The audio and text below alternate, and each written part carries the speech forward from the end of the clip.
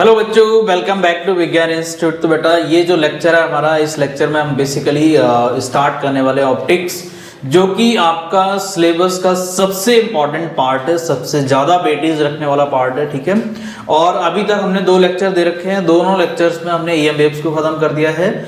उसमें basically first lecture में हमने कुछ टॉपिक्स डिस्कस किए, देन सेकेंड लेक्चर में कुछ रिमेनिंग टॉपिक्स थे। बेसिकली इलेक्ट्रोमैग्नेटिक स्पेक्ट्रम पूरा का पूरा हमने सेकंड लेक्चर में डिस्कस किया, एंड देन उसमें साथ के साथ मैंने PYQs भी कराए हैं, प्रीवियस ईयर क्वेश्चंस भी कराए हुए हैं। क्लियर? तो अभी हम स्टार्ट करने वाले हैं रे ऑप्टिक्स से। ऑप्टिक्स बेसिकली हमारी 2 पार्ट्स में डिवाइडेड है, ray optics and wave optics. तो सबसे पहला पार्ट हमारा रहेगा रे ऑप्टिक्स का, ठीक है, जिसमें कि आप ये मान के चलिए कि लगभग आपका 10 मार्क्स का पेपर आएगा। एंड दूसरा वाला पार्ट होगा आपका वेव ऑप्टिक्स का, जिसमें से आपका लगभग 5 to 6 मार्क्स का पेपर होगा। ठीक है, तो रे ऑप्टिक्स सबसे ज्यादा इंपॉर्टेंट। तो आइए जरा स्टार्ट करते हैं। ठीक है, तो ये जो रे ऑप्टिक्स है हमारा बेसिकली ये चैप्टर नंबर 9 है, और टर्म 2 का अगर देखा जाए तो चैप्टर 2 है। ठीक है, जो सीबीएसई ने 2021-22 सिलेबस के लिए, मतलब दिस ईयर जो सिलेबस आपके बोर्ड एग्जाम में आने वाला है, उसमें जो उन्होंने टॉपिक्स दिए हैं, तो सबसे पहले हमारी जो according to strategy, according to planning, सबसे पहली चीज हमारा क्या है, हमें उस सिलेबस को डिस्कस करना है कि कौन सा सिलेबस इस बार हमें पढ़ना है। क्योंकि रे ऑप्टिक्स में बहुत सारे टॉपिक्स हैं, बट बहुत सारे ऐसे टॉपिक्स हैं जो अब सिलेबस से हटा दिए गए हैं। क्लियर? तो दिस ईयर हमें कौन सा टॉपिक पढ़ना है ये आपने समझना है। तो दिस ईयर नंबर 1 सबसे फर्स्ट टॉपिक है आपका reflection of light. Second topic है total internal reflection and its application. Third one is optical fibres. Fourth, refraction at spherical surfaces. Fifth, lenses. 6 is thin lens formula। 7 lens maker formula. ठीक है, and 8 topic हमारा है magnification. Basically magnification for lenses की बात होगी यहाँ पर। Mirror आपके सिलेबस में नहीं है, तो मिरर्स को हम नहीं यहाँ डील करेंगे, राइट। इसके बाद आपका आएगा पावर ऑफ लेंस। ठीक है, then combination of thin lenses in contact. एक होता है इन कॉन्टैक्ट, एक होता है कुछ सेपरेशन से रखे हुए हो। तो आपके सिलेबस में इस बार जो है वो in contact, when these lenses are in contact, then what should be the power of these lenses, combined power, what should be the combined focal length of these lenses, ये हमें समझना है। और लास्ट टॉपिक आपका है refraction of light through prism. ठीक है, तो ये 11 टॉपिक्स हैं आपके, और ये जो टॉपिक है इसमें काफी सारे सब टॉपिक्स हैं। रिफ्रैक्शन ऑफ लाइट के अंदर काफी सारे सब टॉपिक्स हैं, उनको हमें समझना है। ठीक है, तो आज की जो क्लास होगी बेसिकली हमारी रिफ्रैक्शन ऑफ लाइट से ही रिलेटेड होगा। ये जो लेक्चर है, ये लेक्चर पूरा का पूरा रिफ्रैक्शन ऑफ लाइट से रिलेटेड होगा। ठीक है, एंड नेक्स्ट क्लास में हम लोग बेसिकली TIR एंड उसके एप्लीकेशंस को डिस्कस करेंगे, ऑप्टिकल फाइबर्स को डिस्कस करेंगे। ठीक है, तो हमारा जो बेसिकली प्लानिंग है, वो प्लानिंग हमारी ये है कि रे ऑप्टिक्स हम लोग मोस्ट प्रोबेबली 4 लेक्चर्स में खत्म कर देंगे। ठीक है, 4 लेक्चर्स में हमारी रे ऑप्टिक्स, 4 to 5 लेक्चर्स में पूरी की पूरी रे ऑप्टिक्स खत्म हो जाएगी। ठीक है, तो ऑन एन एवरेज हम ये मान के चल लेंगे 4 to 5 लेक्चर्स हमारे रे ऑप्टिक्स में आएंगे। ठीक है, विद PYQs। टॉपिक के बाद ही PYQs लेके आऊंगा, तो वहां भी आपके PYQs साथ के साथ कवर हो जाएंगे, राइट। चलिए, तो आइए जरा स्टार्ट करते हैं सबसे पहला टॉपिक, और जो इस लेक्चर में हम डिस्कस करेंगे वो है हमारा रिफ्रैक्शन ऑफ लाइट। बाकी के टॉपिक्स हम लोग फर्दर, रिमेनिंग जो टॉपिक्स हैं वो फर्दर लेक्चर्स में डिस्कस करेंगे। सो जो सबसे फर्स्ट टॉपिक है हमारा, that is refraction of light. अब रिफ्रैक्शन ऑफ लाइट क्या है ये आपको समझना है यहाँ पर। ठीक है, तो देखिए, आपको पता है कि जब हम लाइट को किसी एक मीडियम से दूसरे मीडियम में ट्रांसमिट करते हैं, लेट मी सपोज ये हमारे पास एक लाइट रे है। ठीक है, ये हमारे पास एक लाइट रे है, and this light rays should be straight, and arrow आपने लगाना नहीं बोलना है, arrow must be there, right. So let me suppose कि इधर का मीडियम ये 1 है, इधर का मीडियम 2 है, बोथ आर डिफरेंट मीडियम, ठीक है, इनकी जो डेंसनेस है वो दोनों की डिफरेंट है। तो अब ये यहाँ पर जो ये मीडियम है ये बेसिकली हमारा कैसा मीडियम है, ये जो सरफेस आप देख रहे हो, जो इंटरफेस है जिसको हम इसको बोलते हैं इंटरफेस या बाउंड्री बोल सकते हो आप, दो सरफेसेस की बाउंड्री है ये, ठीक है। तो ये जो इंटरफेस है हमारा basically it should be transparent, right, so that light can transmit from one medium to another medium. Now the question is कि when light goes from one medium to another medium तो क्या होता है, तीन processes basically यहाँ बनते हैं। First case ये है कि लाइट हमारी नॉर्मल की तरफ वेंट हो जाती है, ठीक है। दूसरे केस में हम क्या देखते हैं, कुछ केसेस हमारे पास ऐसे भी हैं जहां पर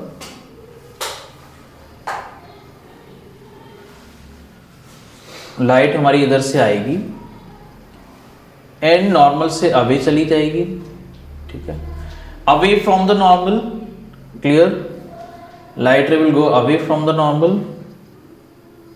and third case is that कि when light incident on that surface normally along the normal, तो ये देखा गया कि ये लाइट रे हमारी जिस पाथ पर आ रही थी उसी पाथ पर चली जाती है, clear.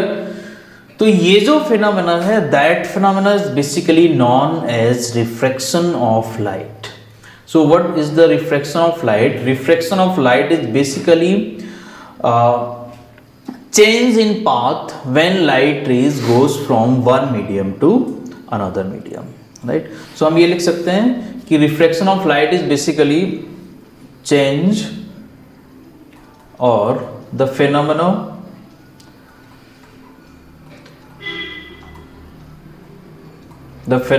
in which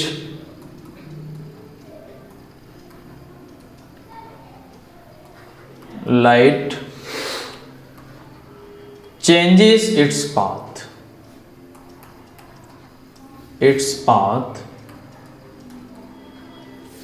when it goes from one medium to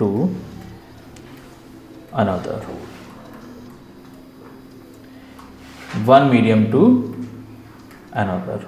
is it clear? So when light rays goes from one medium to another medium, its path changes. So that phenomena of changing of path is known as refraction of light. Now the question is कि ये वाला phenomena कब होगा? Means light रे जो हमारी आ रही है, अब ये जो लाइट है ये इसको हम क्या बोलते हैं? Incident ray. ये आपने पढ़ रखा है, 10th में भी ये टॉपिक्स हैं, तो ये 10th में भी आपने पढ़ा हुआ है। ये जो हमारा है उसको बोलते हैं नॉर्मल, एंड ये जो बेसिकली हमारे पास रे है that is known as refracted रे।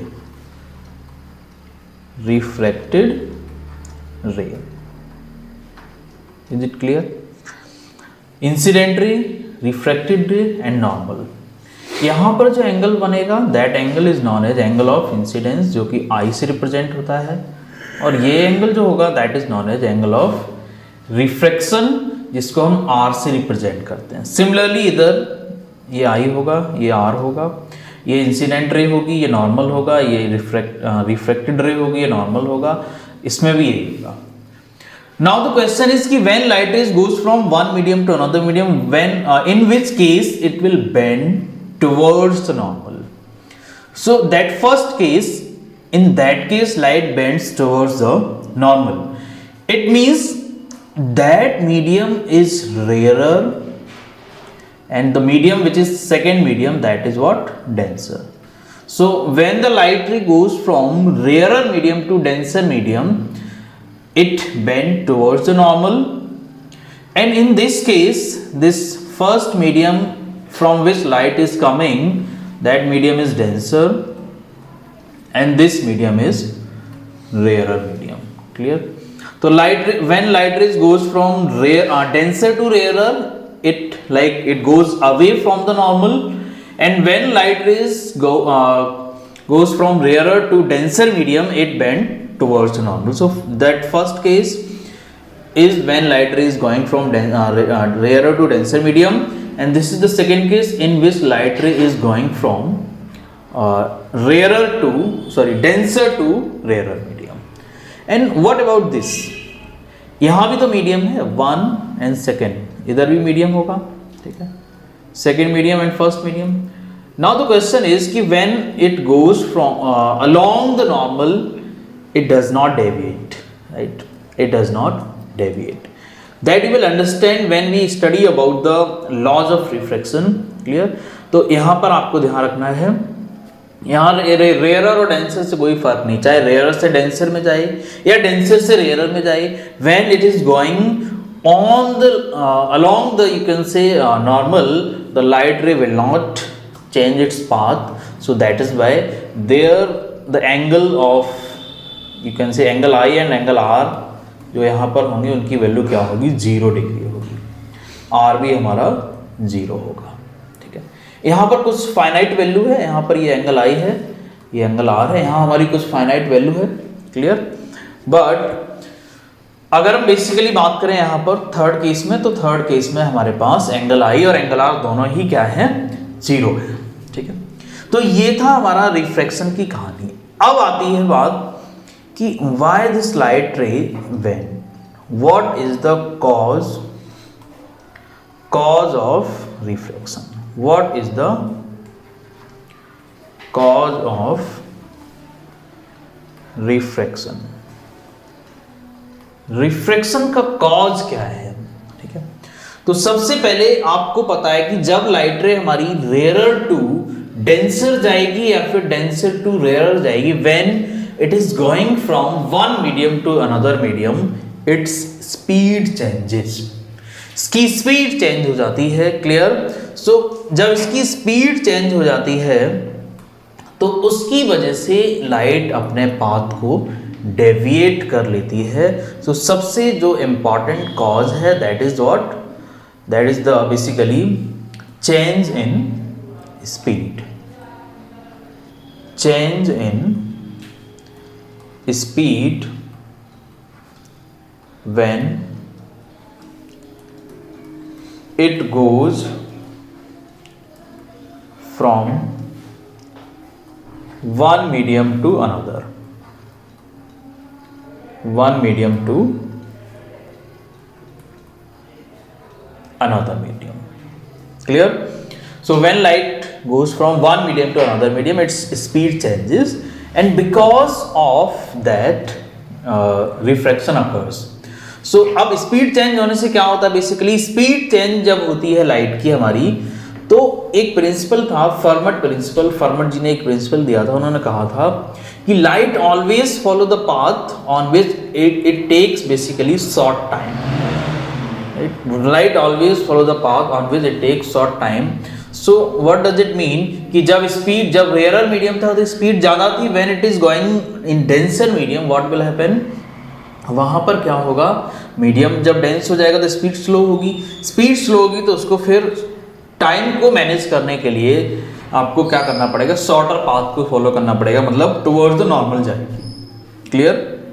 जब डेंसर से रेयर में जा रही है तो according to that principle time, अब जब रेयर में जाएगी तो स्पीड क्या हो जाएगी, ज़्यादा हो जाएगी. अब उसको टाइम को बैलेंस करने के लिए, टाइम को मैनेज करने के लिए, क्योंकि रेयर मीडियम में टाइम, जो डेंसर मीडियम था उसमें टाइम ज़्यादा लग रहा था, रेयर में कम लगेगा, तो वो टाइम को मैनेज रखने के लिए लाइट को लॉन्ग पाथ फॉलो करना पड़ता है. So that is why it deviates और it goes away from the normal. Clear? So basically इसका जो एक्सप्लेनेशन है वो हमारी फर्मट प्रिंसिपल से हो जाती है, और जो एक्चुअल रीजन है रिफ्रैक्शन का वो है हमारा change in speed when it is going from one medium to another medium. तो that is all about the refraction. ठीक है, अब यहाँ पर अब रिफ्रैक्शन की कहानी यहीं खत्म नहीं है, इसमें सब टॉपिक्स काफी सारे हैं और यहाँ से क्वेश्चन भी आते हैं. तो ऐसा नहीं है कि रिफ्रैक्शन इतना समझ लिया बस टॉपिक खत्म, आगे टॉपिक बढ़ जाए, नहीं. अभी हम लोग सेकंड टॉपिक पर नहीं जाएंगे.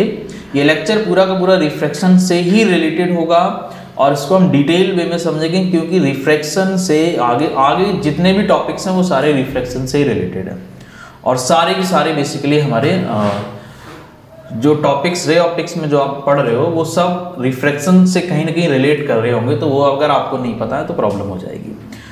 तो अब क्वेश्चन आता है कि रिफ्रैक्शन में ही एक टॉपिक होता है रिफ्रैक्टिव इंडेक्स।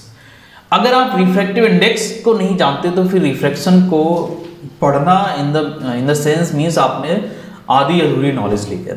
तो रिफ्रैक्टिव इंडेक्स को समझना बहुत ज़रूरी है, क्योंकि जो अभी मैं बता रहा था rarer medium and denser medium, इसको कैसे पता लगाओगे कि कोई मीडियम कितना डेंसर है या फिर कितना रेयरर है, इसको किस तरह से आप आइडेंटिफाई करोगे, तो उसके लिए रिफ्रैक्टिव इंडेक्स को जानना बहुत जरूरी है। अब ये रिफ्रैक्टिव इंडेक्स क्या है? रिफ्रैक्टिव इंडेक्स बेसिकली अगर हम समझने की कोशिश करें, फिजिकली इसके मीनिंग को समझने की कोशिश करें, तो रिफ्रैक्टिव इंडेक्स हमारा एक ऐसा नंबर होता है, एक ऐसा पैरामीटर होता है जो कि किसी भी मीडियम की डेंसनेस, और denseness in the sense optical denseness, density जो मास डेंसिटी है that is completely different in case of light when it is going from one medium to another. Mass अगर किसी सब्सटेंस की मास डेंसिटी ज़्यादा है, it does not mean कि वो optically भी ज़्यादा डेंस होगा, ऐसा जरूरी नहीं है। क्लियर? सो रिफ्रैक्टिव इंडेक्स का सीधा सीधा मीनिंग होता है कि हम यहाँ पर ये पता लगाएंगे कि हमारा कोई भी मीडियम कितना ऑप्टिकली डेंस है, और बेसिकली हम ये कहें कि लाइट जब उसमें से ट्रेवल करके जाएगी तो लाइट का कितना अपोजिशन किया जाएगा उस मीडियम के द्वारा, that is basically what refractive index. So refractive index is what? It is the, if I write the definition, actual definition, then what it should be? It is the absolute number or parameter, number or parameter for any medium, which tells us about the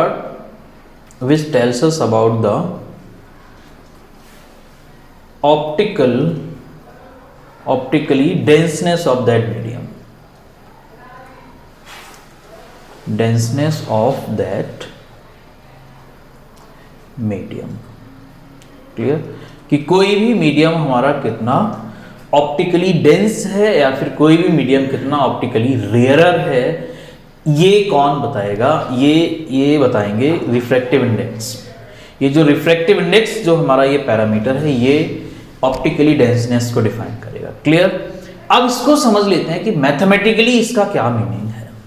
ठीक है, mathematically इसको हम कैसे समझेंगे? Physically तो हमने समझ लिया कि अगर सपोज करो हमारे पास दो मीडियम है, एक मीडियम यहाँ पर है ना, मीडियम 1, जिसके लिए सपोज रिफ्रैक्टिव इंडेक्स की वैल्यू है 5 for example, just for example, and there is another medium, उसके लिए सपोज रिफ्रैक्टिव इंडेक्स है 2.3।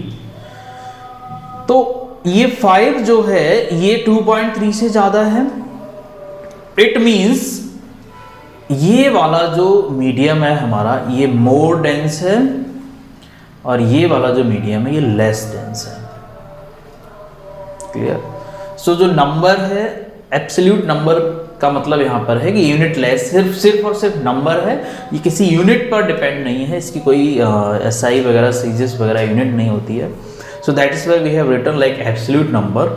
सो प्योर नंबर है, एब्सोल्यूट मींस प्योर नंबर है, प्योर पैरामीटर है, जो हमें ये बताएगा कि ये रिफ्रैक्टिव इंडेक्स जो है किसी मीडियम के लिए अगर ज़्यादा होगा तो उसका जो डेंसिटी होगी, ऑप्टिकल डेंसिटी होगी वो ज़्यादा होगी, अगर इसकी वैल्यू कम होगी तो ऑप्टिकल डेंसिटी कम होगी। Less dense means more speed in that medium. जो हमारी लाइट है वो मोर स्पीड से ट्रेवल करेगी, और मोर डेंस का मतलब हो जाता है कि उस मीडियम के अंदर लाइट हमारी लेस स्पीड से ट्रेवल करेगी, लेस स्पीड से ट्रेवल करेगी। ठीक है, ये ध्यान रखना है, लेस स्पीड से ट्रेवल करेगी। इज इट क्लियर और नॉट? नाउ तो अब तो ये समझ गए, आपको फिजिकली समझ चुके हो। अब हम यहां पर समझने की कोशिश करेंगे कि मैथमेटिकली इसको हम कैसे डिफाइन करेंगे।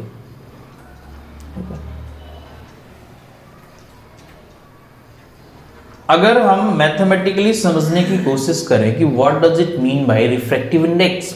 सो suppose the light ray which is coming from one medium to another, light suppose this is the light ray which is coming from one to another medium, this is 2 medium, so maybe it bent towards the normal or maybe it is going away from the normal, it depends on the rareness and denseness of these mediums.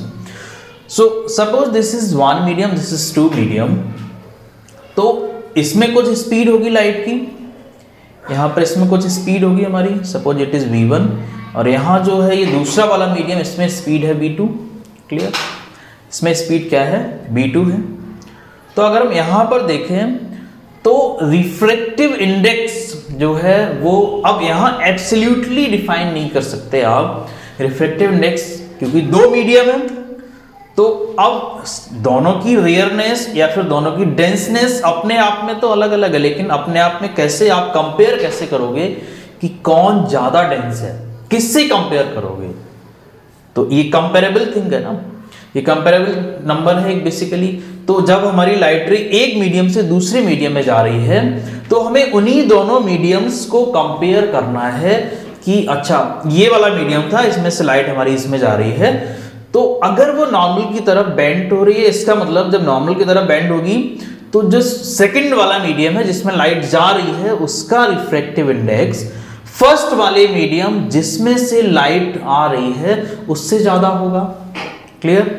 और अगर उससे ज्यादा है इसका मतलब कि यहां पर स्पीड जो है मैंने बताया ना, दे आर इनवर्सली डिपेंड, और may be you can say speed is inversely depends on refractive index. Basically refractive index को म्यू से रिप्रेजेंट करते हैं, तो हम ऐसे भी लिख सकते हैं speed is inversely depends on refractive index.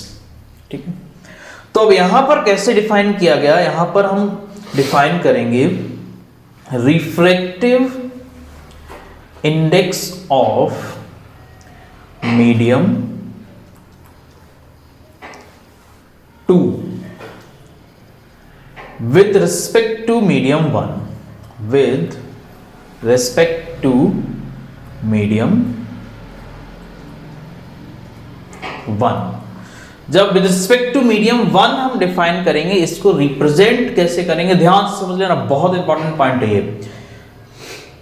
किसके रिस्पेक्ट में? 1 के, मीडियम 1 के रिस्पेक्ट में किसका है? 2 का है, तो हमने लिखा 1 म्यू 2। और ये क्या हो जाएगा? Speed of light, speed of light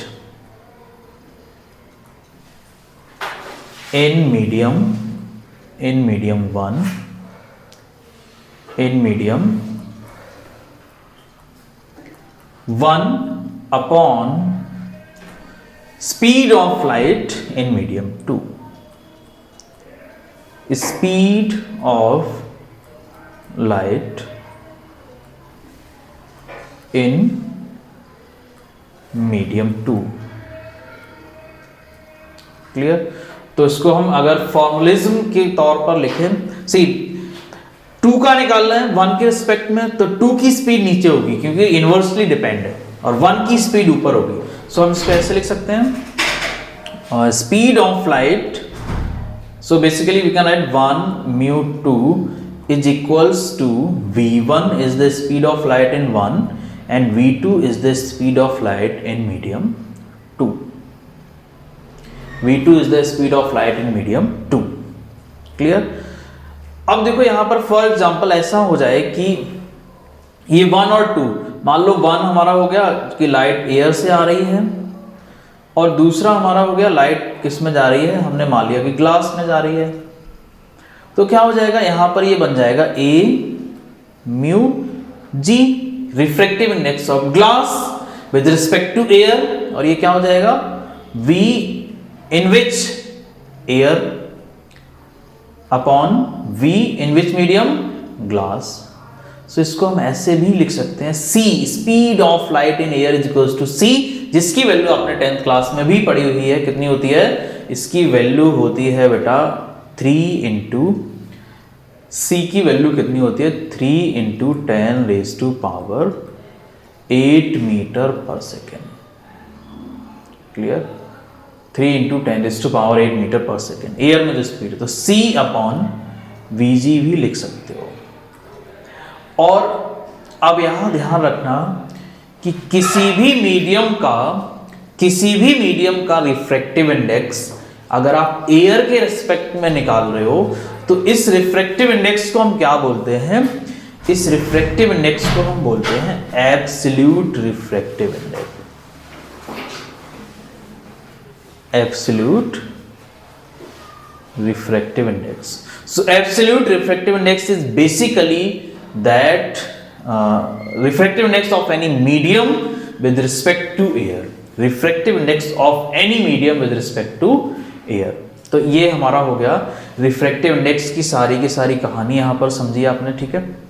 ये बहुत ज़्यादा इंपॉर्टेंट टॉपिक था और इसको बिना समझे हम आगे बढ़ ही नहीं सकते थे।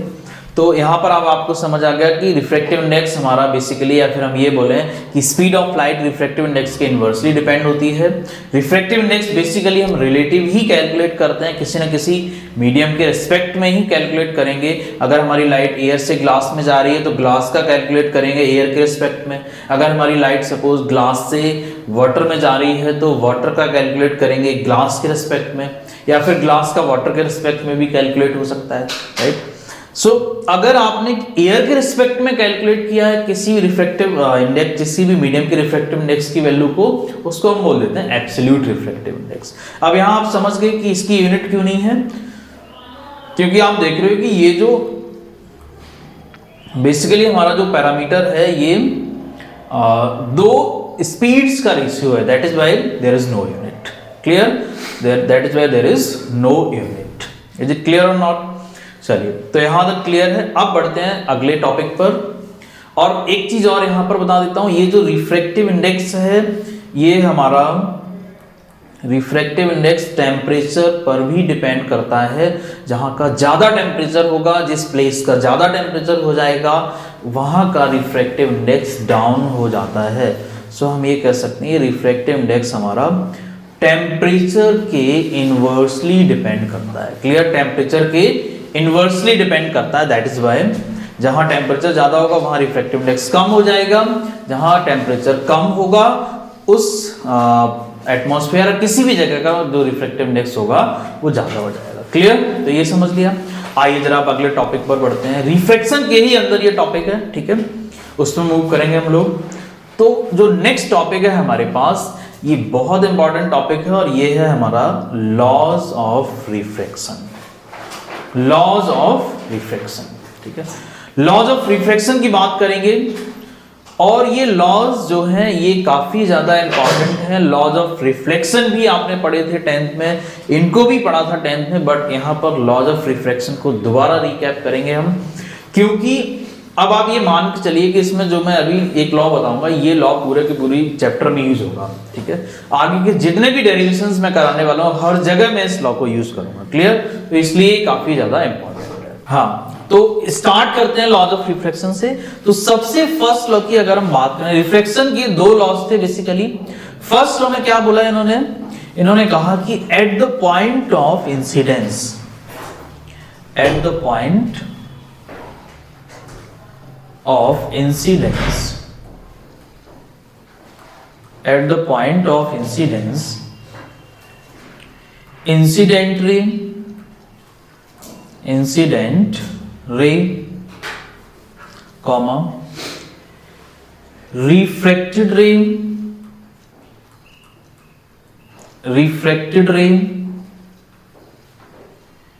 and normal all lie in the same plane. Very very important law, और इसको आपने रिफ्लेक्शन, लॉज ऑफ रिफ्लेक्शन में भी सिमिलर एकदम लॉ पढ़ा होगा, तो वही कॉमन है यहाँ भी ये लॉ, ठीक है। तो फर्स्ट लॉ क्या है, इसको मैं अभी बैक जाके समझाता हूँ आपको। यस, अभी हमने ये पढ़ा था, ठीक है। तो ये तो हमारी हो गई इंसिडेंट रे, ये हो गया हमारा नॉर्मल, और ये हो गया हमारी reflected ray. So all these three lie in the same plane at this point, at the point of incidence। ये वाला, ये पॉइंट क्या है, ये पॉइंट ऑफ इंसिडेंस है, ये बेसिकली हमारा पॉइंट ऑफ इंसिडेंस है। So at the point of incidence all these three rays, incident, normal and reflected ray, all lie in the same plane। देखिए जरा दूसरा लॉ क्या था, दूसरा लॉ इनका बहुत ज्यादा इंपॉर्टेंट है, जिसको हमने स्नेल्स लॉ का नाम भी दिया, स्नेल्स लॉ भी बोला गया है इस लॉ को। अब ये लॉ सबसे ज्यादा इंपॉर्टेंट क्यों है, क्योंकि मैं इसको हर एक डेरिवेशन में यूज करने वाला हूं आगे, जो भी आपको रे ऑप्टिक्स पढ़ाऊंगा। ये अगर आपको समझ नहीं आया तो समझ जाना, आपको रे ऑप्टिक्स समझ नहीं आएगी, आप इसकी क्वेश्चंस भी नहीं कर पाओगे, और इसके डेरिवेशन तो आपसे होंगे ही नहीं।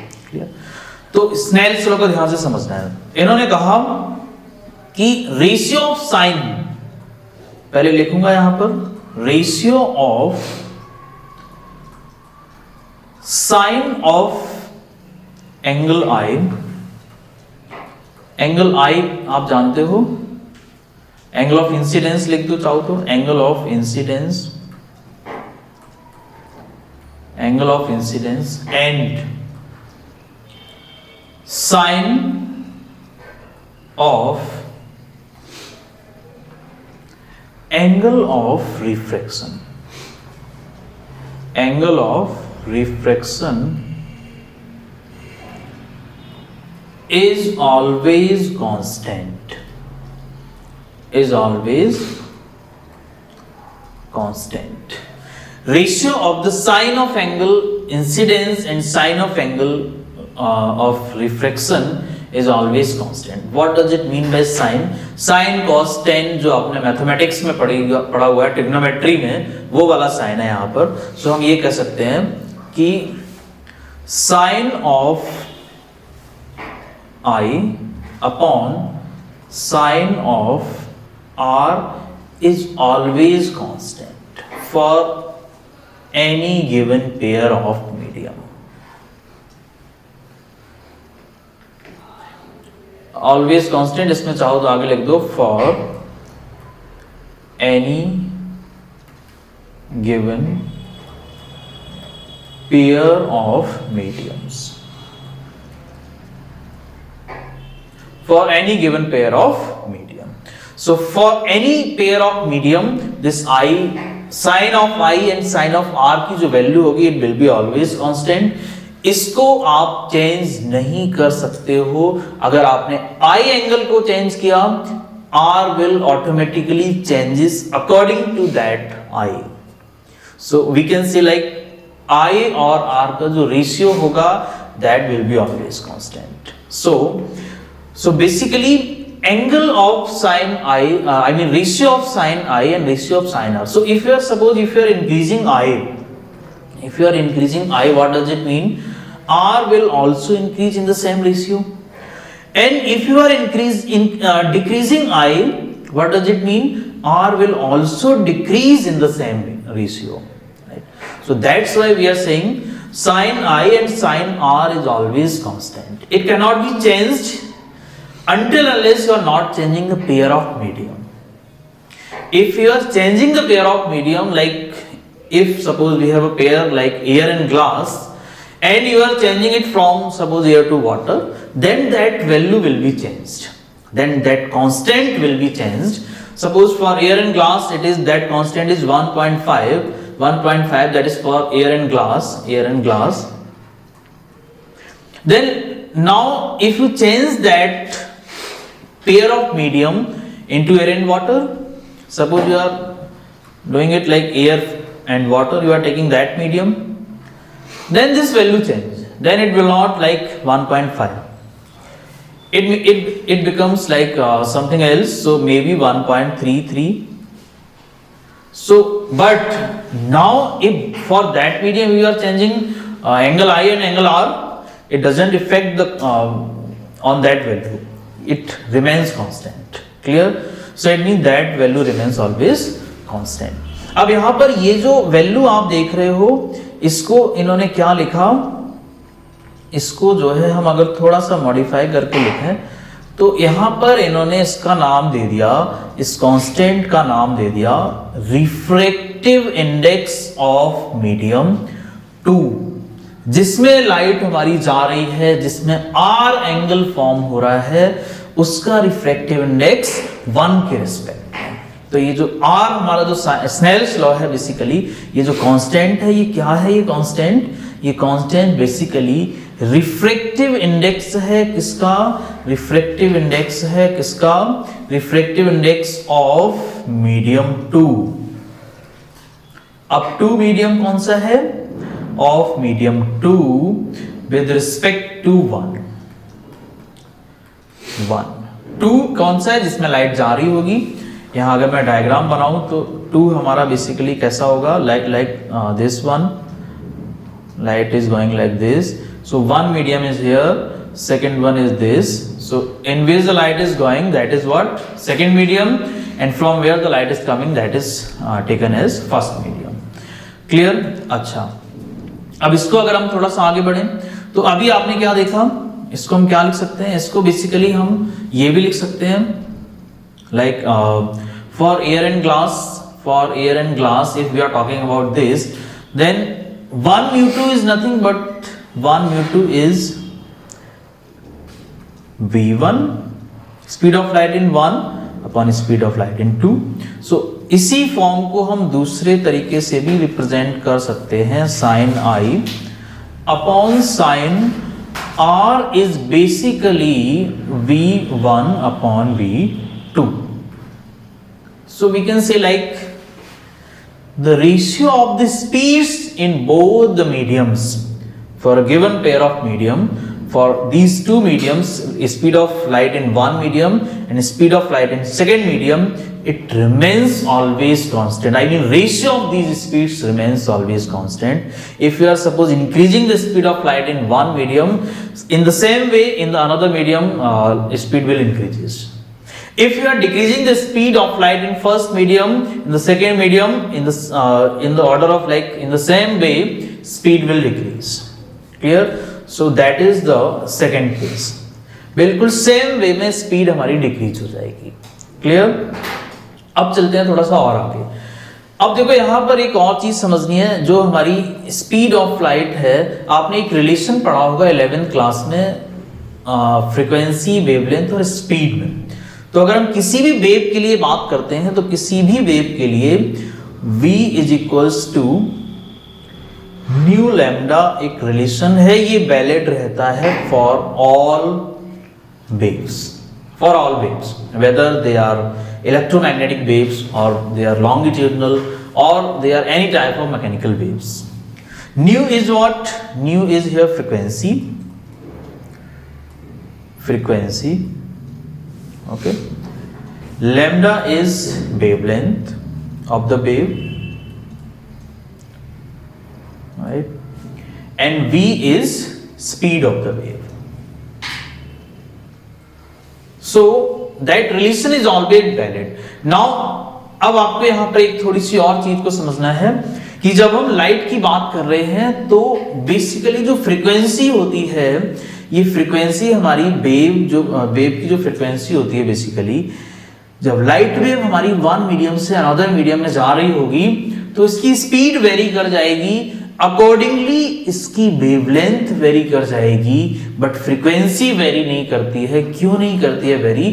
क्योंकि फ्रीक्वेंसी जो होती है लाइट की, it basically it is the property of the source from which the light is coming, from which the light is emitting. जिस सोर्स से लाइट एमिट हो रही है उसकी प्रॉपर्टी होती है, and that is why the frequency of light does not change when it is going from one medium to another medium. तो जब लाइट हमारी one medium to another medium जाती है, इसकी फ्रीक्वेंसी पर कोई फर्क नहीं पड़ता है। तो अब हम यहां पर अगर देखें तो for any medium, for any given pair of medium we can write it like nu1 for one medium nu1 or maybe v1 I can write v1 is equals to nu lambda 1 and similarly v2 I can write it v2 is equals to nu lambda 2, correct. तो जब यहां पर हम इसको use करेंगे इस relation में तो ये sine i upon sine r is equals to क्या बन जाएगा, न्यू से न्यू कट जाएगा, ये बचेगा lambda 1 upon lambda 2, lambda 1 upon lambda 2 बचेगा। तो ये हमारा स्नेल्स लॉ का अनदर फॉर्म है, sine i upon sine r is equals to lambda 1 upon lambda 2। So basically we can say this mu is inversely depends on lambda, inversely depends on lambda, right.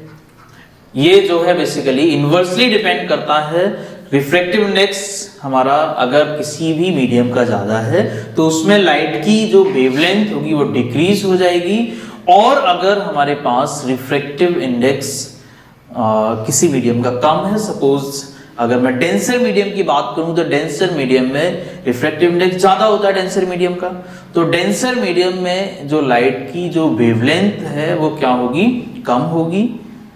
Rarer medium में जब हम बात करेंगे तो rarer medium में light की जो wavelength होती है वो ज्यादा होती है, क्लियर।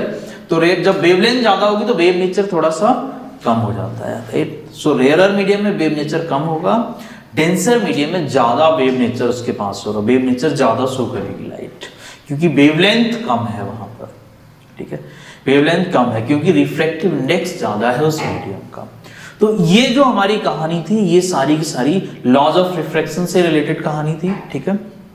इसके बाद हम लोग आगे बढ़ेंगे और थोड़ा सा और रिफ्रैक्टिव इंडेक्स को ही समझेंगे, ठीक है।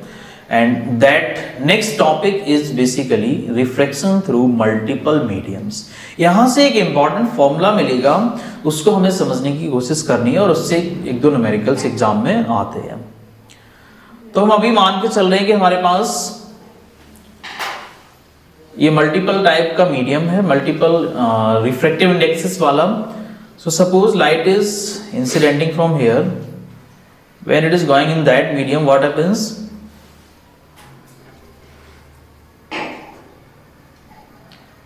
suppose it bent towards the normal,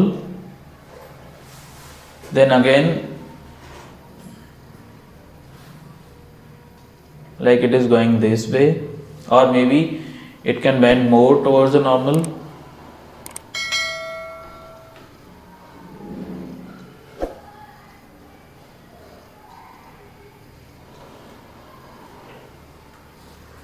right। यहाँ पर हम अगर ये ड्रॉ करें so maybe this is what first medium, this is second medium, this I can take first medium, this is second medium here, this is third medium and that was again first medium जो कि यहाँ पर था, clear. तो जब ये light रे हमारी यहाँ से यहाँ जाएगी what will happen, so when that light ray is going from, it bends towards the normal, again it will bend towards the normal if the medium is denser, and if the same medium is there then it will go away, ठीक है। तो इस तरह का हमारा refraction pattern बनेगा यहाँ पर, और यहाँ पर एंगल हमारा होगा, सपोज एंगल I है, ये एंगल हमारा, ये वाला एंगल क्या हो जाएगा, ये एंगल हो जाएगा R, ये वाला एंगल भी R हो जाएगा, ये एंगल हमारा कुछ और होगा, इसको हम R प्राइम मान लेते हैं। तो अगर ये R प्राइम है तो ये वाला एंगल भी हमारा R प्राइम हो जाएगा, ठीक है। और ये एंगल हमारा वही होगा जो फर्स्ट मीडियम में एंगल मान रहा था, दैट इज व्हाट I। तो इस तरह का हमारा बेसिकली रिफ्लेक्शन हो रहा है मल्टीपल मीडियम्स में। तो अब अगर हम बात करें इन 3 पॉइंट्स पर, स्नेल्स लॉ को अप्लाई करने की कोशिश करें P1, P2 और P3 पॉइंट्स पर, P1, P2 and P3 points पर स्नेल्स लॉ को जब अप्लाई करेंगे तो एट P1 अगर हम स्नेल्स लॉ अप्लाई करते हैं तो यहां क्या मिलेगा, sine of I upon sine of R is equals to, ये हमारा क्या है, ये 1 मीडियम ये 2 मीडियम, तो इसको क्या लिखेंगे, लाइट हमारी 1 से 2 में जा रही तो 1 μ2 लिख देंगे, ठीक है। सिमिलरली एट P2 की अगर हम बात करें, एट P2 की बात करते हैं तो एट P2 क्या हो जाएगा, साइन ऑफ, अब यहां पर इंसिडेंस एंगल क्या हो जाएगा 2 के लिए R और रिफ्लेक्टेड एंगल क्या हो जाएगा, साइन ऑफ R प्राइम, और ये हमारा हो जाएगा 1 μ एंड 2 μ3, नॉट 1 μ3 बिकॉज 2 से 3 में जा रही है light, 2 μ3, clear. And now if at P3 point, at P3 की हम बात करेंगे अगर, तो एट P3 क्या हो जाएगा, साइन ऑफ I, अब यहां पर I क्या है, I बेसिकली R प्राइम हो गया upon sine of R, R यहां पर जो इमर्जेंट एंगल है I वो हो जाएगा, एंड दिस इज व्हाट 1 μ, 2 से 1 में जा रहा है तो 2 μ1, 3 μ1, क्योंकि लाइट रे हमारी ये फर्स्ट मीडियम था, ये सेकंड था, ये थर्ड था, ये फिर दोबारा से फर्स्ट है। सो 1 से 2 में जा रही है तो 1 μ2, 2 से 3 में जा रही है तो 2 μ3 एंड 3 से 1 में जा रही है 3 μ1। अब अगर हम इन तीनों की तीनों इक्वेशंस को, all these three equations if we multiply together, so equation 1 multiplied by second multiplied by third, then what will we get, आप देखो sine I upon sine R into sine R upon sine R prime into sine R prime upon sine I is equals to 1 μ2 into 2 μ3 into 3 μ1, ये मिलेगा, ठीक है।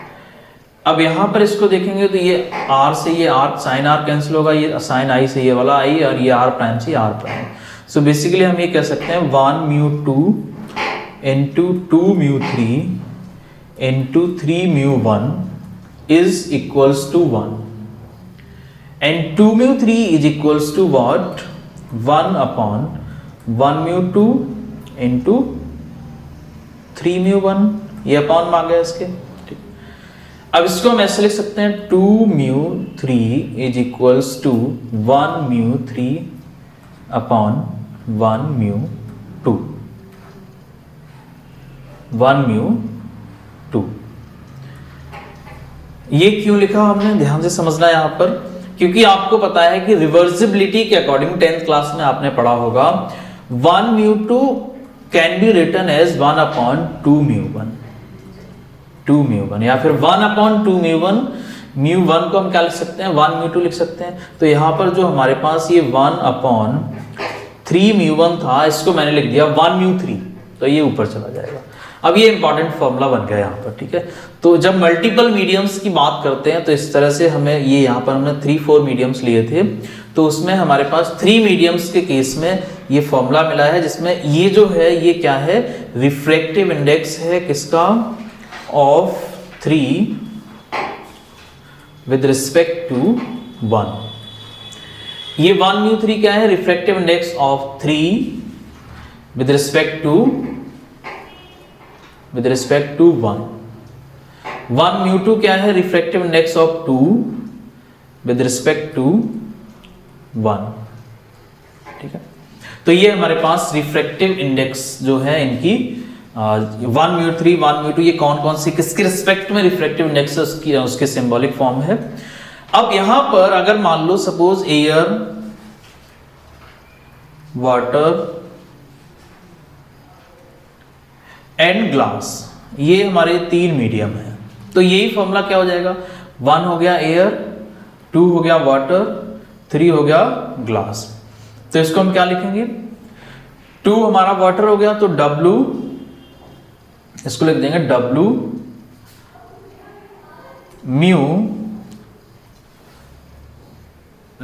Mu G is equals to A air है, air means A mu G upon A mu W।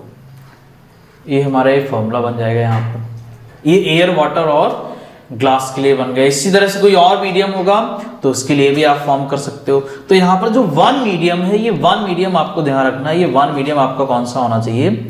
ये वो medium होना चाहिए जो मीडियम वन की जो हम बात कर रहे हैं, ये मीडियम हमारा कौन सा होना चाहिए? कॉमन मीडियम होना चाहिए। ये हमारा कौन सा मीडियम होता है? कॉमन मीडियम होता है। अब यहाँ पर कॉमन मीडियम है तो कोई सा भी मीडियम, अगर आपको 3 मीडियम्स दिए तो उनमें से एक मीडियम कॉमन होगा उन दोनों में, तो वो हमारा 1 होगा। बाकी 2 और 3 आप कुछ भी ले लो, उससे कोई प्रॉब्लम नहीं होने वाली है। ठीक है, अब यहाँ पर एक छोटा सा क्वेश्चन है, हम उसको देखेंगे इसी से रिलेटेड। तो देखिए, इस तरह के क्वेश्चंस आपके एग्जाम में आएंगे इस फॉर्मूले से रिलेटेड। अब इसमें बोला कि refractive index of glass with respect to air is 3/2 and refractive index of water with respect to air is 9/8। Calculate the refractive index of glass with respect to water. अब glass with respect to air कितना दिया है? Glass with respect to air क्या होता है? Glass with respect to air क्या होता है? A mu G। एयर के रिस्पेक्ट में ग्लास का रिफ्रैक्टिव इंडेक्स 3/2 है। Refractive index of water with respect to air, तो refractive index of water with respect to air कितना दिया है? 9/8। क्या पूछा है? Refractive index of glass, refractive index of glass with respect to water. तो अब इसको पूछा गया है, तो यहाँ क्या करना है आपने? कैलकुलेशन कैसे होगी? फॉर्मूला लगा देना है। कौन सा? कॉमन वाला नहीं लगाना है आपने, जिसमें 2 मीडियम्स डिफरेंट है। जैसे यहाँ पर W और G दोनों अलग है और एयर दोनों में कॉमन है। ठीक है, तो इसका आपने फॉर्मूला लगाना है। W म्यू G का फॉर्मूला क्या बन जाएगा? A mu G upon A mu W। Numerator में ये वाला वैल्यू आएगा एयर के रिस्पेक्ट में, और ये आएगा हमारा डिनोमिनेटर में। तो ये फॉर्मूला आ गया। अब A म्यू G क्या है? A म्यू G बेसिकली हमारा है 3/2 और यह है 9/8। तो 3 से ये 3 टाइम्स कैंसिल होगा, 2 से ये 4 टाइम्स कैंसिल होगा, 4 हमारा टॉप पर जाएगा, 3 हमारा यहाँ जाएगा। So basically we can say W mu G is equals to 4/3। So that is the refractive index of glass with respect to water. तो इस तरह से आप कैलकुलेट कर सकते हो। इस तरह के और भी बहुत सारे क्वेश्चंस आ सकते हैं। तो यहाँ पर बेसिकली हम लोगों ने रिफ्रैक्शन से रिलेटेड पूरा टॉपिक, जो भी क्वेश्चंस यहाँ पे सब टॉपिक जितने भी थे रिफ्रैक्शन से रिलेटेड, वो सारे के सारे सब टॉपिक्स हम लोगों ने डील कर लिए हैं। अब नेक्स्ट वीडियो में हम लोग लेकर आएंगे सेकंड टॉपिक, जो कि टोटल इंटरनल रिफ्लेक्शन है, उसकी बात करेंगे और उसके बहुत सारे एप्लीकेशंस हैं उनकी बात करेंगे। देन हम लोग ऐसे प्रोसीड करते करते 4 to 5 लेक्चर्स में ये पूरा का पूरा रे ऑप्टिक्स फिनिश कर देंगे। ठीक है, तो हम मिलते हैं नेक्स्ट लेक्चर में। और नेक्स्ट लेक्चर में हम लोग बेसिकली जो हमारे TIR है उसकी बात करने वाले हैं। सो इसको आप अच्छे से करो, इसको रिवाइज कर लो, क्योंकि स्नेल्स लॉ अब हर जगह यूज होगा। स्नेल्स लॉ आपको बहुत अच्छे से आना चाहिए, राइट? चलिए ठीक है, मिलते हैं फिर। Thank you, have a nice day.